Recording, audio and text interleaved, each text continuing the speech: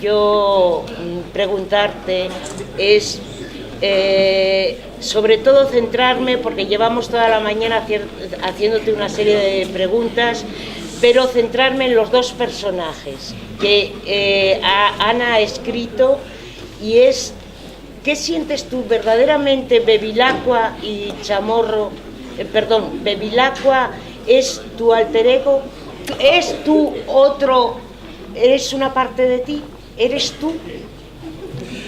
Bueno, a ver, para empezar, muchas gracias por la acogida, por invitarme, por la obra.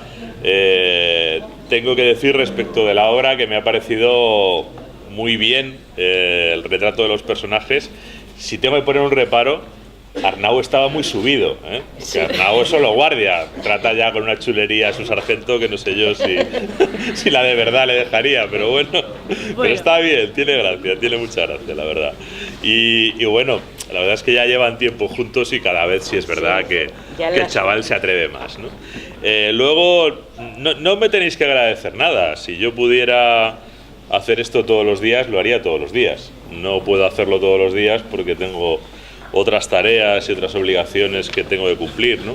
Pero yo creo que un escritor, por lo menos un escritor como yo, que escribe novelas y que intenta en esas novelas contar el mundo que le rodea, no puede perder el contacto con la realidad, y sobre todo tiene que tener o mantener un contacto, en mi caso, con la gente de mi país, porque realmente el escenario de mis novelas no es una ciudad, no es un pueblo, no es ni siquiera una provincia. Mis novelas pasan en toda la geografía española, y además también a mí me parece que es muy importante mantener el contacto con la gente más joven, porque a medida que vas cumpliendo años, creo que hay cosas que si te descuidas se te van olvidando, y si no estás atento para mantener esa vinculación que vosotros tenéis todos los días por vuestra profesión con la gente más joven, pues yo creo que un poco te va saliendo de la realidad, porque la realidad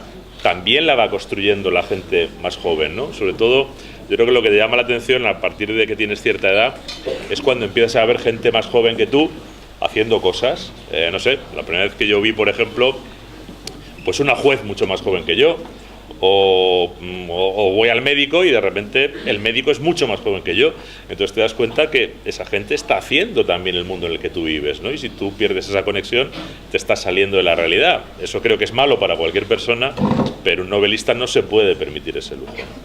Luego, en cuanto a lo que me preguntas, bueno, yo llevo 20 años escribiendo historias con Bevilacqua y con Chamorro. Arnau llevo menos tiempo con él, ¿no? Sí. Pero con ellos dos llevo 20 años. ¿Es mi alter ego? No. Yo creo que eso sería una manera demasiado simple de decirlo, ¿no? Me has preguntado, ¿es tu alter ego? ¿Es parte de ti? Parte de mí sí que es. Parte de mí sí que es, y yo soy parte de él. Es evidente que cuando haces un personaje de ficción acabas poniendo en él algo tuyo, pero para mí solo hay un personaje de ficción si hay algo más que lo que tú eres, ¿no? Bevilacqua es un personaje que tiene ya su entidad, y tiene una entidad que además ya no se la doy yo, afortunadamente, porque Bevilacqua no es mío. Era mío en el año 95, cuando escribí la primera novela, que además no se publicó hasta el año 98, así que durante 3 años sí, fue mío completamente, porque solo lo leía yo, la gente de mi círculo más cercano, ¿no? Pero desde el momento que un personaje literario empieza a ser leído por los demás y empieza a ser patrimonio de los lectores, pues realmente ya no te pertenece, ¿no? Y Bevilacqua a mí, curiosamente, yo diría que me ha enseñado él a mí más cosas de las que yo le he podido transmitir a él. Por tanto, no lo definiría como un alter ego. Yo he aprendido de la mano de Bevilacqua muchas cosas que no sabía. Muchas cosas que no sabía sobre la investigación criminal, sobre los policías, sobre el país en el que vivo, sobre la Guardia Civil, sobre muchas cosas, ¿no? De no ser por él, yo hay muchas cosas que no habría hecho, muchos lugares en los que no habría estado y muchas cosas que me habría perdido. Así que realmente decir que es mi alter ego creo que sería faltarle un poco al respeto. A mí me gustaría que les hablaras un poquito de la editorial. de Playa de Aqaba, Aqaba. que a mí me parece maravilloso, que abres la página y dices si escribes o si... ¿cómo es? Es que no me acuerdo muy bien. Sí. Si Cuando- llegas para llegar a la playa de Aqaba, sí. tienes que cruzar un desierto, pero para publicar en Playa de Aqaba, ya el pobre, estamos poniendo Ha sido sin querer. para No pasa publicar nada, en no pasa Playa nada. de Aqaba solo tienes que tener talento. Sí, Entonces, chicos, en este mundo en el que parece cada vez más difícil trabajar, simplemente me gustaría que les contaras un poquito cómo se os ocurre montar eso hoy en día. Bueno, mira, esto depende un poco de... A ver, hace 30 años, más realmente, yo empecé a escribir. Y la sensación que tenía cuando yo tenía 17 o 18 años y ya estaba escribiendo novelas, era que nadie me iba a publicar nunca, que nadie me iba a leer, que era muy difícil que te hicieran caso, ¿no? Hay mucha gente que escribe, no hay tanta gente que lee, lamentablemente, entre nosotros, hay menos gente que lee en España que en otros países, ¿no? Y yo pensé que era muy difícil y pensé que nunca me harían caso. Esa es la razón. Antes aquí Albéniz hacía mi biografía y venía a decir más o menos como que yo me había hecho abogado, y yo realmente siempre quise ser escritor. Lo que pasa es que no tenía ninguna esperanza de ganarme la vida como escritor, no tenía ninguna esperanza de que nadie me fuera a publicar nunca un libro, ¿no? Y yo me acuerdo de aquellos tiempos, y quizá acordándome de aquellos tiempos es cuando decidí hacerme editor. Decidí hacerme editor para... Mi editorial es una editorial muy pequeñita, yo puedo publicar 10 libros al año, 12 como mucho. Yo solo le puedo dar la oportunidad a 10 o 12 personas al año, pero se la puedo dar. Digamos que a mí no me ha ido mal como escritor, he conseguido vender libros, he conseguido ganar premios, he conseguido ganar algo de dinero, y parte de ese dinero pues yo lo he invertido en una editorial que sirva para que otra gente tenga una oportunidad, ¿no? Muchas veces nos quejamos, ¿no? Hay una cosa de la que yo oigo a mis compatriotas quejarse muchas veces, y yo también me he quejado muchas veces de eso, ¿no? Que es que en nuestro país mucha gente llega a donde llega no por su talento, no por su trabajo, no por su esfuerzo, no por su mérito, sino porque es primo de alguien, porque tiene el carnet de un partido, porque ha conseguido... Bueno, y es verdad que eso es así, y es verdad que eso nos hace mucho daño, que las personas que llegan a los sitios no sean las personas más capaces, sino las personas que tienen influencia, las personas que tienen alguna ventaja, que pueden jugar por debajo de la mesa. Pues eso es una pena para un país, al final empeora el país, ¿no? Pero creo que aparte de quejarnos, tenemos que pensar, ¿y yo qué puedo hacer? Bueno, pues yo puedo hacer relativamente poco, pero sí puedo montar una editorial donde para publicar pues no haga falta ni tener un nombre, ni presentar un programa de televisión, ni ser una chica muy guapa, ni... Es decir, que son cosas por las que otra gente está publicando libros. Yo leo el libro, y si el libro me parece que tiene talento el autor, pues aunque sea desconocido, aunque no haya publicado ningún libro jamás, y aunque tampoco sea un libro que se vaya a vender mucho, yo lo publico. Y ese es el tipo de libros que publico, ¿no? Es el pequeño granito de arena que yo puedo poner para que la literatura española sea como a mí me parece que debería ser, un espacio abierto al talento, ¿no? Y no que en alguna librería entras y lo único que ves son libros de famosos, libros de gente que no está ahí precisamente por su escritura, sino por otras razones, ¿no? Pero en lugar de quejarte sin más, pues intenta hacer algo para crear una alternativa. alto. Llevo el micrófono.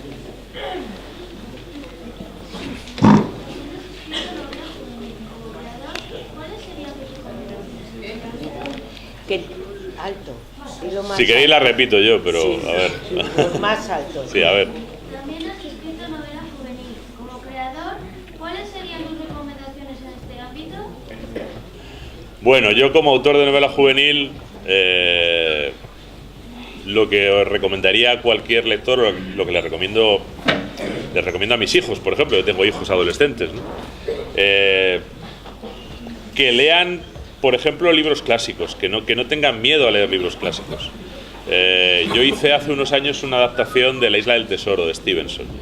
Mis hijos, cuando eran más pequeñitos, leyeron esa adaptación, pero ahora que ya tienen 13, 16, buscad el libro de Stevenson, el original, y leedlo, si ya lo podéis leer.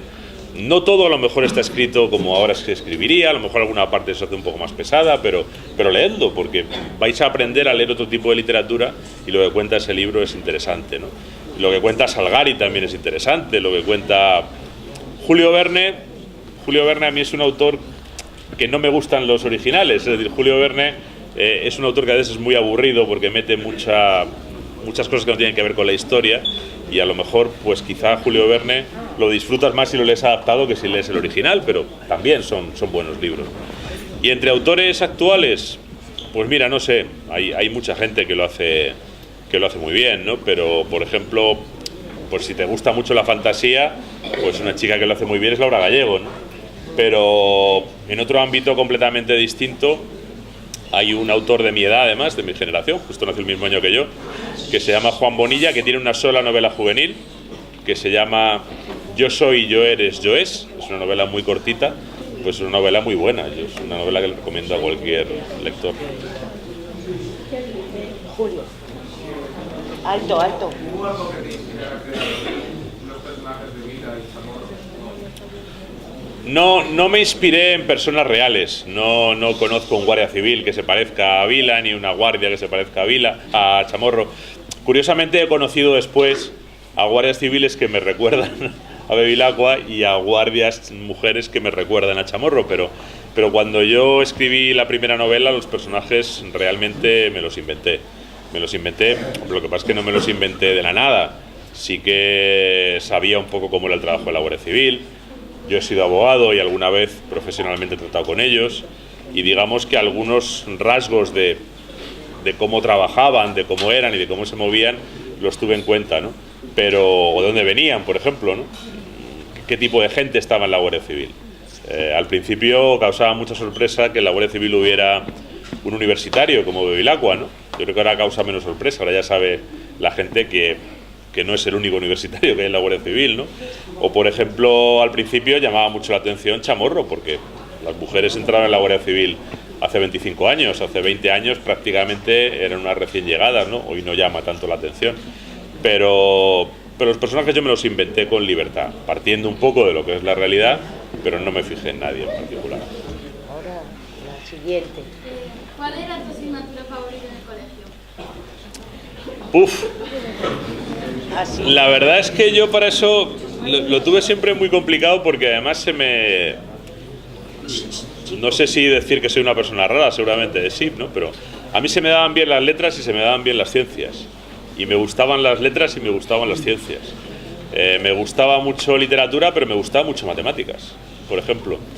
También yo creo que eso depende mucho de tus profesores. Yo ahora me acuerdo y me doy cuenta de que tenía una muy buena profesora de literatura y tenía un profesor magnífico de matemáticas. El mejor profesor que he tenido en mi vida. Era mi profesor de matemáticas del bachillerato.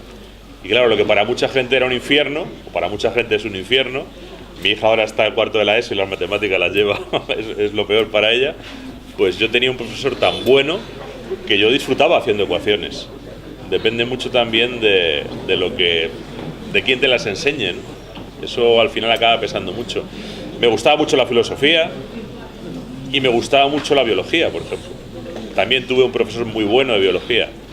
Era muy duro, casi todo el mundo lo odiaba porque era muy muy duro, pero también aprendías mucho. Entonces, creo que eso depende bastante de quién te da la asignatura, fíjate. Mar, ¿Qué motivos te animan más alto que no te oyen los demás. ¿Qué motivos te animan a venir a los institutos? Pues mira, yo llevo 20 años viniendo a los institutos. En una época pude hacerlo más, ahora lo puedo hacer menos, pero siempre he querido mantener... Yo al año como mínimo voy a 30 o 40 institutos, como mínimo, por toda España. Antes iba más, ¿eh? Hay años que he podido ir a 200 o a 100 y pico, ¿no? Y no exagero, ¿eh? Pero a mí lo que me anima es que creo que si tú realmente crees en la cultura, lo que no puedes estar es siempre, vuelvo a lo de antes, quejándote, ¿no? Aquí no lee nadie, al gobierno le da igual, la educación realmente no le importa a ningún partido, porque si les importara pactarían. hay muchos sitios donde no se invierten los recursos suficientes, ¿no?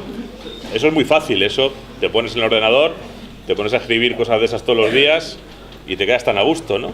Pero dices, ¿y yo qué puedo hacer? ¿Yo qué puedo hacer? ¿Qué puedo hacer para intentar aportar algo, ¿no? Para intentar... Y bueno, pues yo no creo que un escritor pueda aportar gran cosa, ¿no? Pero a lo mejor, pues, cuando estás aquí y hay, qué sé yo, no sé si 200 personas ahora mismo por aquí, más o menos alrededor, pues si tú hablas ante 200 personas y a lo mejor, pues a 180 lo que les cuentas, dices, bueno, pues bien, ¿no? Pasa el rato y ya está. Pero si hay 20 que les transmites algo, que les dé ilusión o que les ayude a encontrar un camino, oye, pues estás aportando algo que es de verdad, ¿no? Y luego, por otra parte, también recibes cada, aunque tú no lo creas, ¿no? Parece que yo estoy aquí en el escenario, ¿no? Y que vosotros me estáis a mí sacando cosas, ¿no? Que yo pues solo me dejo hacer y ya está, ¿no? Yo estoy en el escenario, pero yo os estoy viendo a todos y os estoy escuchando a los que habláis, a los que preguntáis o a los que habláis por detrás, ¿eh? Y a mí todo eso me está dando información y a mí todo eso me está dando material para lo que yo escribiré a lo mejor dentro de 10 meses o dentro de 10 años. Yo he sacado mucho material de este tipo y no quiere decir que venga simplemente a sacar ese material, quiere decir que si tú realmente quieres contar el mundo que te rodea, tienes que conocerlo y tienes que conocer los detalles, y los detalles están en las personas y cada persona tiene una historia y cada persona te habla con lo que te dice, con los gestos, con la mirada, con todo. O sea que para mí todo esto es... si yo me quedo en mi cuarto, yo paso muchas horas en mi cuarto delante del ordenador, pero si yo viviera siempre ahí, no podría hablar de nada más que de mi cuarto y de mi ordenador, ¿no? Tengo que salir de vez en cuando para poder meter algo en mis historias. Bueno, del espacio, por ejemplo, ahora vamos a cambiar un poco las preguntas. Has elegido de La Rioja, Cantabria y sobre todo a Barcelona. Es donde se centra la... En la marca del Meridiano. Eso, en la marca del Meridiano, el espacio, fuiste a La Rioja, la historia sucede porque Robles...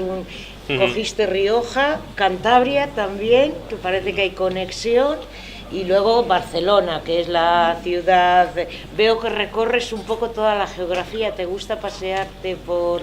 Cosa que, por ejemplo, en la estrategia del agua solo fue Madrid, sí. El lejano país de los estanques, Mallorca, y te gusta pasearte, llevar a tus personajes por toda la geografía, como tú, igual que te paseas, o... Bueno, sí, yo empecé viajando por obligación. Sí. En mi trabajo anterior, como yo he tenido varios trabajos anteriores antes de la literatura, por ejemplo, yo me dediqué durante un tiempo, que no fue muy largo, pero fue muy intenso, a la auditoría de cuentas, que es un trabajo muy técnico que tiene que ver con la contabilidad de las empresas, ¿no? Pero al final yo viajaba por toda España. Yo fui a Galicia, fui a Valencia, fui a Andalucía, fui a Barcelona. La primera vez que yo fui a Barcelona fui como auditor. Luego fui abogado en una empresa, primero un despacho, que también viajé. Venía mucho, por ejemplo, a Bilbao y a esta zona porque tenía clientes aquí. Luego trabajé para una empresa muy grande que tenía negocios en toda España y también viajé por toda España. Y cuando empecé a moverme como escritor, pues también he viajado por toda España, ¿no? Yo conozco absolutamente todas las capitales de provincia española, todas las Islas Canarias, todas las Islas Baleares, Ceuta, Melilla y más. Conozco Chafarinas, conozco Vélez de la Gomera, conozco absolutamente todos los trozos de territorio que tiene ahora mismo España, ¿no? Y además a muchos he venido muchas veces. A Cantabria puedo haber venido 30 veces a lo mejor. Entonces, a mí me parece que España, con su diversidad y con sus contrastes, es un buen material literario. Y yo tengo unos policías que lo pueden aprovechar. Si mis policías fueran dos policías de la Brigada de Homicidios del Cuerpo Nacional de Policía de Madrid, pues sería solo Madrid y ya está. Pero mis policías son dos guardias civiles de la Unidad Central Operativa, que tiene trabajo en toda España. Y aprovecho eso porque me parece que es una parte del relato y también pues me permite introducir contrastes en el relato. En la novela esta está todo el rato en Barcelona, pero de repente tienen que hacer una operación en Cantabria, entonces el tipo se coge un avión y se viene para acá y cambia radicalmente de escenario, ¿no? Porque Barcelona y una playa de Cantabria donde va a haber una entrega de droga, pues son dos espacios completamente distintos y los puedes meter en una misma novela, ¿no? ¿Eres un buen estudiante en el instituto? Yo no sé si era un buen estudiante, sacaba buenas notas, estudiaba bastante poco, pero cuando yo hice el bachillerato, que era como se llamaba entonces, el BUP, y también en el colegio, mucho de lo que te enseñaban estaba muy vinculado a la memoria. Y luego tuve buenos profesores en lo que no era memoria, ¿no? Que eran las matemáticas. Y yo he tenido siempre buena memoria, así que sacaba buenas notas estudiando no demasiado. O sea, no sé si era buen estudiante, pero sacaba buenas notas, eso sí. Luisa, la profesora de música, sí, que es la que ha preparado lo de Albéniz. Ya me he dado cuenta. No, en música hemos leído el de Albéniz, un pianista aventurero, y no se atreve, no te está diciendo, pero sí, nos ha surgido una pregunta, claro, con tanta novela, de repente, una biografía de músico, un cuentito. Sí. Si les puedes explicar por qué elegiste Albéniz, cómo fue. Bueno, realmente a mí lo de Albéniz me lo propusieron. Era el centenario de Albéniz, si no recuerdo mal, cuando me lo pidieron. Y entonces me dijeron, oye, estamos intentando hacer una colección de libros sobre grandes personajes para niños muy pequeños y un poquito mayores. ¿Y qué te parecería a ti hacer? Parece que no tenían como nadie para hacer esto, ¿no? Porque hubo otros personajes que tenían más gente, ¿no? ¿Y qué te parecería Albéniz? Y entonces de repente digo, Albéniz, pues a ver, conocía un poco la música de Albéniz, ¿no? Pues Iberia y tal, y alguna cosa conocía, y hay músicas de Albéniz que son muy conocidas, incluso que hay gente que no sabe que es de Albéniz, pero las conoce, ¿no? Entonces eso, y digo, Albéniz, voy a ver cuál es la historia de Albéniz, ¿no? Y entonces me profundicé, hay una biografía bastante buena de Albéniz, de un norteamericano, si no recuerdo mal, y me pareció una vida muy aventurera, realmente, me pareció que algunas de las cosas que cuento en el libro es verdad. Sabía tocar el piano de espaldas, pero sabía tocar el piano de espaldas con 6 años, que es una cosa verdaderamente increíble, ¿no? Y es verdad que viajó por la España en guerra de la Segunda Guerra, no, de la última guerra carlista, o sea que es verdad, que eso, lo que yo me invento de que lo capturan y tal, eso es un poco una licencia, ¿no?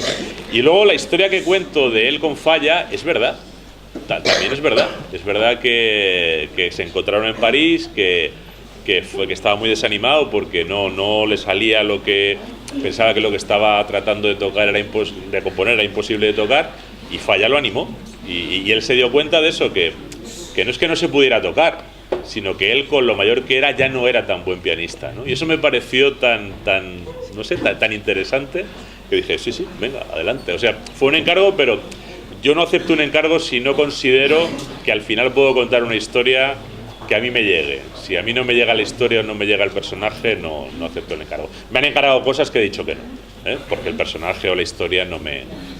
Quisiésemos, por ejemplo, que es un proyecto bonito que se nos ha ocurrido con los de bachillerato, escribir una novela similar, un cuentito similar con otro contenido, por ejemplo, la investigación de Falla, pero eso ya es otra historia. Sí. ¿Qué consejos les darías para que la abordáis? Repítenos la pregunta, que no oímos bien. Que hables más Sí. alto. Que repita. Abajo no se oye. ¿Qué consejos darías si En el quisieran? caso de querer hacer otro cuento de otro compositor, ¿qué consejo les daría a los críos de bachillerato? Bueno, perdona, A los de alumnos. bachillerato.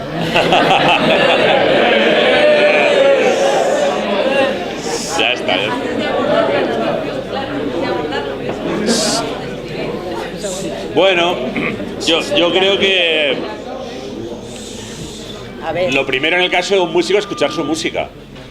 Escuchar su música, porque la música te dice mucho del carácter de quien la ha compuesto, ¿no? Y además a lo mejor te dice algo que te va a costar poner en palabras, pero que bueno, porque lo tienes ahí, ¿no? Lo vas a tener ahí mientras estés escribiendo.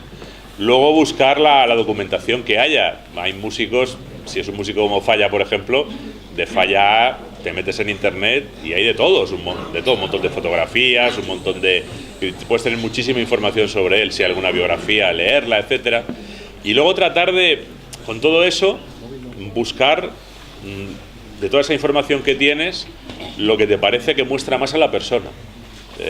Por ejemplo, pues de Falla podrás encontrar miles de noticias sobre cuándo se estrenó tal cosa, cuánto... Pero a lo mejor eso no es lo importante, ¿no? A lo mejor lo importante pues es saber quién fue su maestro, dónde vivió cuando era joven, cuando era mayor, en fin, buscar cosas que te revelen a la persona. Más el anecdotario. Sí, pero la parte humana no tanto lo profesional, es decir, lo profesional lo tendrás que contar, ¿no? Pero que a veces cuando se hacen biografías te pierdes en las fechas, te pierdes en los, pues eso, en el caso de un músico, los estrenos, si ha tenido algún premio, y a lo mejor lo importante no es eso, lo importante es otra cosa, ¿no? ¿Cuánto tardó en componer su obra más famosa?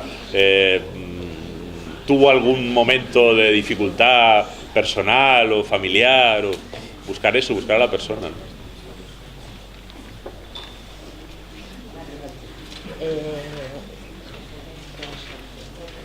¿Por qué escribes sobre policías? Más alto, ¿por qué? ¿Por qué escribes sobre policías? ¿Qué tiene de especial la novela negra? Bueno, escribo sobre policías porque la novela negra es un género como cualquier otro. Yo no creo que sea ni mejor ni peor una novela por ser negra, que una novela histórica, que una novela romántica, que una novela de ciencia ficción. Eso depende de cómo esté escrita y de lo que esté contando, ¿no?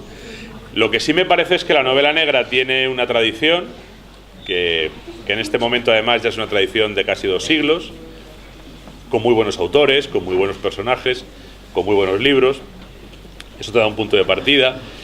Y el policía, pues los policías son personas como los demás, tienen un trabajo un poco particular, pero a mí lo que me atrae de ellos es la posibilidad que tienes, cuando tu protagonista es un policía, de contar historias que, digámoslo así, van más allá de lo que vemos normalmente, ¿no? Cuando un policía investiga un crimen, muchas veces, por ejemplo, una de las cosas que se hacen ahora con mucha frecuencia es que se miran las comunicaciones de las personas. De repente tú escuchas lo que la gente habla por teléfono, lo que la gente se escribe por email, o a lo mejor llegas a una persona y le dices, a ver, el ordenador, y el juez le requisa el ordenador a la persona. Cuando tú tienes el ordenador de una persona, tienes mucha información sobre esa persona. Y a veces información sobre esa persona que no tiene ni siquiera su familia, que no tiene ni siquiera la gente que cree conocerle.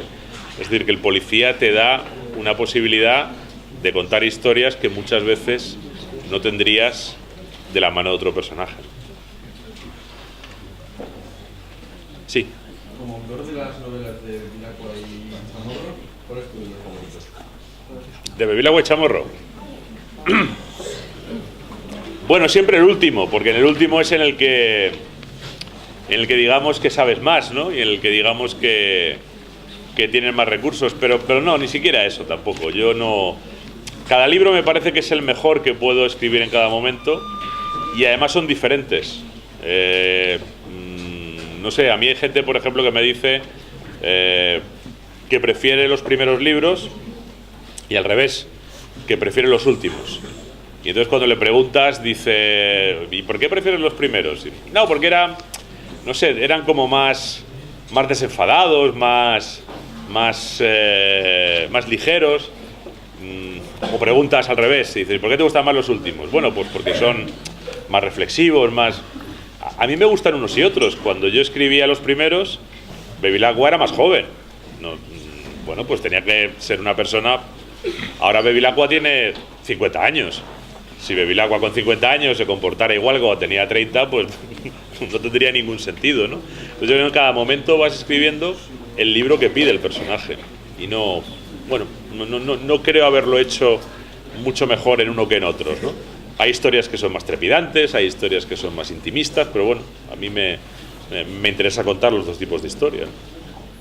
Pero en esos libros, ¿qué estás escribiendo? O sea, ¿tienes ya desde el principio la idea de cómo va a avanzar tu libro o te dejas... O voy improvisando. No voy improvisando nunca. Lo hacía al principio, y hay escritores que lo hacen, pero yo descubrí que si improvisas pierdes mucho tiempo. Y durante muchos años yo tenía otro trabajo. Yo solo podía escribir por la noche. los fines de semana y en vacaciones. No tenía tiempo de sobra para escribir. Entonces improvisaba, perdía mucho tiempo yendo para adelante y para atrás, corrigiendo y demás. Entonces me acostumbré a escribir de otra manera. Yo cuando tengo una idea no me siento a escribir, me la guardo y estoy dándole vueltas durante un año, 2, 3, 4, 5, 6.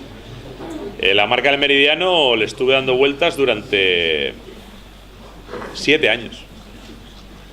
Y cuando ya tenía la historia realmente armada en mi cabeza, me puse a escribir. Y ya sabía todo. Sí. ¿Y qué te llevó a incluir a una historia? Pues mira, tiene que ver con algo que os comentaba antes, ¿no?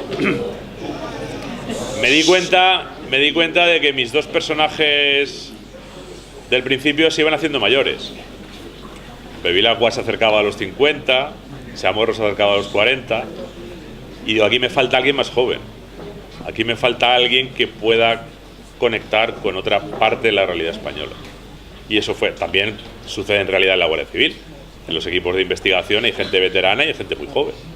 Entonces, bueno, era más realista y a la vez me permitía tener otra voz un poco diferente. ¿Y el apellido Chamorro? ¿Cómo fue eso? Bueno, si te fijas es como un juego, ¿no? Sí. El chico se llama Bevilacqua, que es la terminación femenina, y la chica se llama Chamorro, que es la terminación masculina. Fue bueno, un juego que hiciste. un poco por variar, sí. Por variar. Sí. ¿Van a tener algo Bevilacqua y Chamorro al final? ¿Algo de qué? Algo tienen, pero... Que si van a tener algo, algo.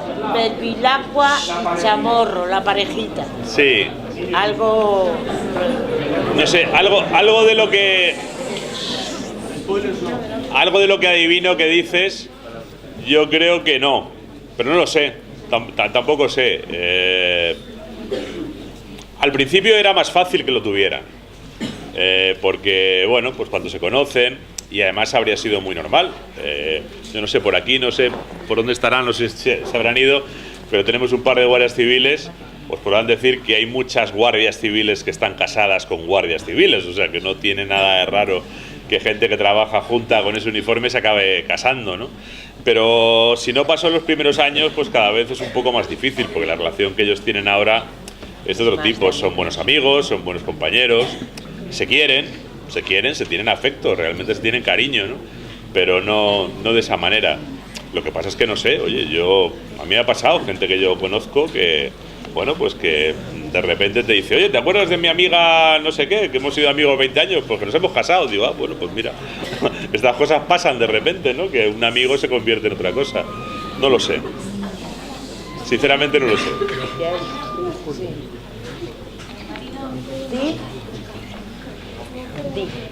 Sí. Alto.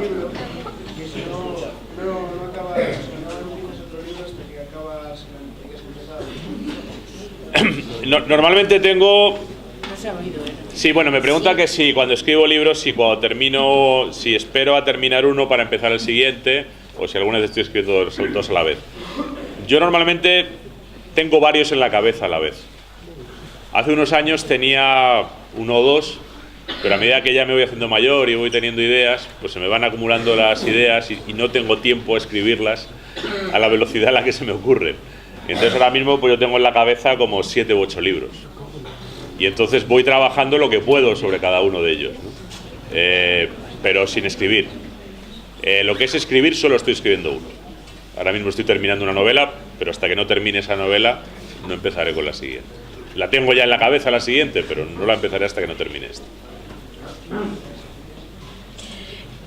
Ya para terminar, no sé, ¿alguien más quiere preguntar algo? Ya para... adicto, digamos, a los personajes más populares que creas. Es decir, ¿hasta qué punto luego eres libre como para cambiar de temática o de...? Yo he sido muy libre y lo he demostrado, ¿no? Digamos que con unos personajes como Bevilacqua y Chamorro, que llevan 8 libros, que han vendido cientos de miles de ejemplares. Tienes que hacer como un esfuerzo, y yo lo hago y lo puedo hacer perfectamente, por separar lo que son los personajes para ti de lo que son los personajes de puertas afuera. Además, ten en cuenta que estos personajes han hecho una película, 2 películas para televisión. Yo ya he visto a 2 actores hacer de Bevilacqua, a 2 actrices hacer de Chamorro, y sin embargo Bevilacqua para mí sigue siendo el que era hace 20 años. Los 2 actores, bueno, yo veo la película, pero la veo desde fuera, no, y están bien, no son malos actores. Y las 2 actrices igual, yo las veo y yo no veo a Chamorro. Chamorro, yo tengo una imagen en mi cabeza que es la mía, y que no me la va a quitar ninguna película, ni ningún lector, ni 1 millón de lectores que tengan, ¿no? Entonces yo cuando me siento a escribir, me muevo en ese mundo, un mundo que es un mundo mío y de ellos, y donde no hay nadie más. Y la cosa funciona mientras funcione eso, mientras yo cada cierto tiempo me siente con ellos y me sienta a gusto. Si no me siento a gusto, lo dejaré, sin ningún problema. Y a mí, naturalmente, como son libros que funcionan bien de ventas, pues los editores me hacen ver que están mucho más contentos cuando les doy un libro de Bevilacqua que cuando les doy uno de estos libros marcianos que me da por hacer de vez en cuando. Pero yo ahora mismo estoy haciendo un libro marciano. Es una historia de amor entre 2 personajes que además durante más de la mitad del libro no están juntos siquiera.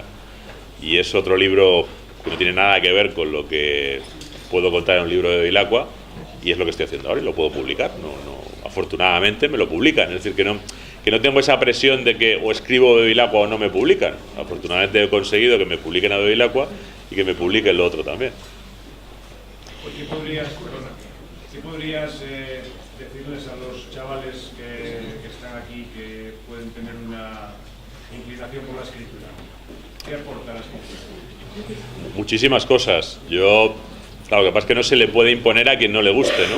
Pero el que tenga una cierta inclinación a escribir te ayuda a pensar, te ayuda a entender lo que tienes alrededor y a entenderte a ti mismo, que es lo más complicado. Cuando tú te pones a escribir estás solo y estás utilizando el lenguaje para explicar no solo lo que forma parte de la historia, sino que al final en cada historia o en cada página que escribes te estás explicando un poco a ti mismo y estás entendiéndote mejor, ¿no? Yo creo que el que utiliza bien la escritura se ahorra una pasta en psicólogos, psiquiatras, pastillas y todas esas cosas en las que al final acaba llegando mucha gente porque no tiene esa costumbre de sentarse consigo misma y decir, bueno, yo quién soy, qué quiero contar, qué pinto aquí.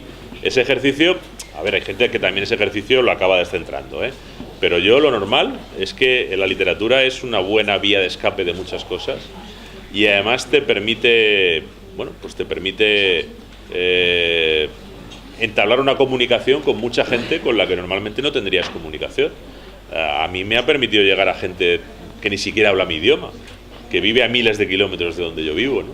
Y eso yo creo que es lo más gratificante, ¿no? El consejo o lo que se le puede dar, bueno, pues yo lo que sí creo es que la literatura, la escritura, es algo que está muy reñido con lo que quizá es, digamos, la pasión predominante de nuestro tiempo, ¿no? La pasión predominante de nuestro tiempo es la rapidez, la velocidad. Todo tiene que ser para allá. Si una cosa no da resultados en 3 meses, lo tiramos y probamos otra, ¿no? No, para tener resultados escribiendo, pues a lo mejor tienen que pasar 10 años.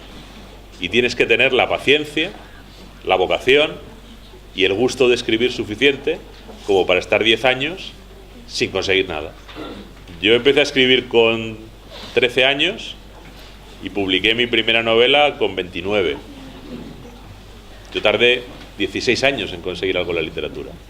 Y si hablamos del dinero, que es la otra gran pasión de nuestro tiempo, yo tardé 20 años en ganar un duro con la literatura. Estuve 20 años trabajando sin ganar nada. La primera peseta que yo gané con la literatura la gané cuando llevaba 20 años escribiendo. El que no tenga esa paciencia, pues es mejor que se dedique a otra cosa. Eso es verdad. Disculpe, sí. ¿Qué le parece que uno de los libros más vendidos de España sea el de Belén Esteban? Yo... Buena pregunta, ¿eh? Buena pregunta.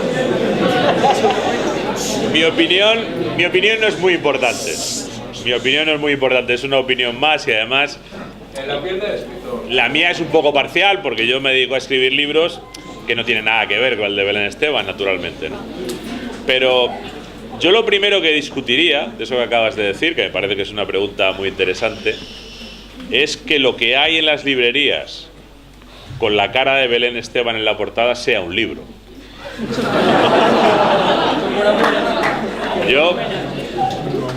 Yo creo que es otra cosa, ¿eh? Creo que es un objeto de lo que llaman merchandising, ¿no? Cuando hay una película de Harry Potter, pues venden figuritas de Harry Potter. Cuando hay una película de Toy Story, pues venden a Buzz Lightyear, ¿no? Eso se llama merchandising, ¿no? Bueno, pues Belén Esteban es un producto audiovisual interesante, la verdad, porque es interesante que de una persona así hayan sacado todo el dinero que han sacado. Y digamos que como de ella no pueden hacer muñequitas porque no quedaría muy allá, pues hacen un libro. Hacen un libro que es como una cosa de merchandising. Podría ser un llavero, podría ser una camiseta, podría ser... Pero bueno, han decidido hacer un libro. Y cuando ella va al Corte Inglés, pues lo firma. Y la gente que quiere un autógrafo de Belén Esteban, pues tiene donde poner un autógrafo. Que también Belén Esteban, yo creo que la próxima vez lo que le pueden decir es, oye, no... Porque el libro no lo ha escrito ella. Pero supongo que la persona que lo ha escrito pues ha tenido que hablar con ella, luego se lo ha dado para que lo lea. A lo mejor Belén Esteban hasta se ha leído la mitad del libro, que le habrá costado bastante esfuerzo. Y yo lo que le diría es, la próxima vez, en lugar de un libro, haz una baldosa bonita, con la cara de Belén Esteban, y te llevas un rotulador de estos permanentes y firmas la baldosa, porque al final es igual, que se pueda meter la baldosa en la estantería y ya está. Te puedo dar otra opinión si quieres menos sarcástica. ¿Por qué pasa esto? Te digo por qué pasa esto. Pues por una razón muy sencilla. Yo conozco a la gente que publica los libros de Belén Esteban. Como conozco a la persona que ha editado otra cosa que tampoco es un libro y que seguro conocéis y que ha vendido muchos ejemplares este verano. Si yo pregunto aquí quién es el Rubius, a que todos sabéis quién es el Rubius. Lo sabía yo. Esto hay que ser bueno.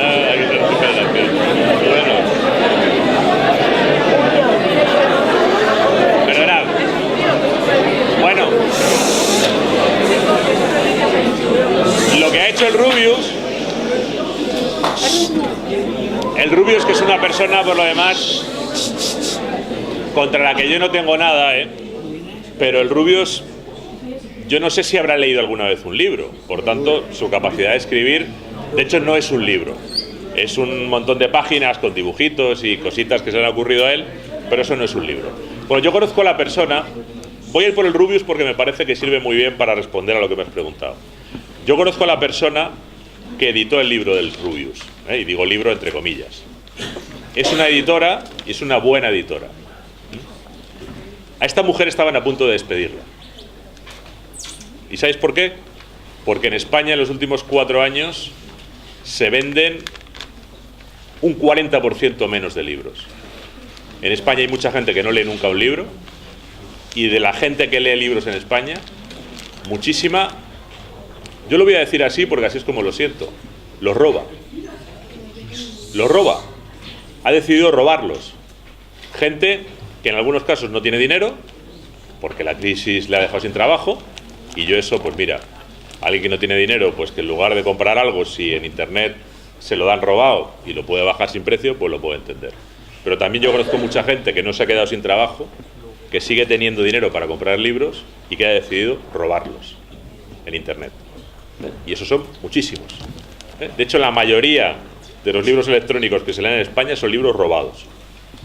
Eso hace que las editoriales facturen menos y que no puedan pagar los sueldos y que empiecen a despedir gente. Y entonces a una editora le dicen, oye, o consigues algo que venda o te vamos a tener que echar. Y esta mujer ha ido y ha dicho, a ver, la gente que lee, primero muchos no leen nunca, y de los que leen, una parte importante me está robando los libros. Pues entonces tendré que buscar algo que se parezca a un libro y que no me roben. Busco a alguien que tenga muchos fans, pongo su foto en la cubierta y los fans van a comprar el libro para que se lo firme. Y eso es lo que ha hecho. Y a partir de ahí, que cada cual analice. Marina. ¿Lees tus obras nada más terminarlas o prefieres esperar un tiempo? Yo leo incluso mientras estoy escribiendo. Yo incluso soy muy maniático, tengo un punto casi enfermizo. Yo escribo un libro, escribo el primer capítulo y antes de escribir el segundo me releo el primero otra vez. Cuando escribo el segundo, antes de escribir el tercero, me releo el primero y el segundo otra vez y el tercero. Cuando voy por el 35, me leo los primeros 34 y escribo el 35. Eso quiere decir que lo leo muchas veces mi libro. Y cuando lo tengo todo terminado, me lo leo varias veces. En caliente y también tiempo después. Pero nunca mucho tiempo después. Yo hay un momento en que te das cuenta que el libro está terminado. Y a partir de ahí lo mandas a la editorial y se acabó. Ya no los leo más. ¿Qué papel juega la familia en ese proceso de revisión? ¿Permites que la familia aporte? Bueno, yo tengo, a ver, que los cuente. 1, 2, 3, 4, 5 lectores. 5 lectores que para mí son los lectores, mis lectores de referencia. Los que leen todo lo que yo hago antes de que se publique. Aparte de mis editores, ¿no? Bueno, 6. Una es mi agente, que es, bueno, pues la persona que me representa desde hace ya casi 20 años, que es una amiga prácticamente. Otro es mi padre, otro es mi hermano, otra es mi mujer, otro es mi mejor amigo. De esas personas, tres son familia.